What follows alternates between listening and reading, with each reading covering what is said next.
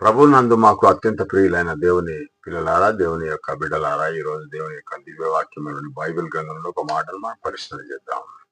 2వ పేతురు రాసిన పత్రిక 1వ అధ్యాయం 17-18 వచనాల మాటలు మనం విందాం, పరిశీలన చేద్దాం.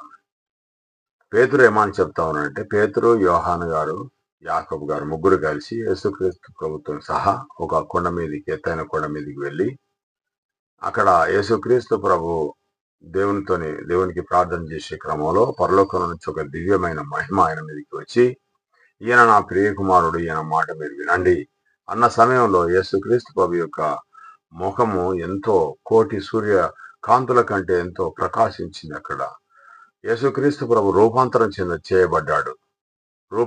చెందాడు, మార్పు చెందాడు.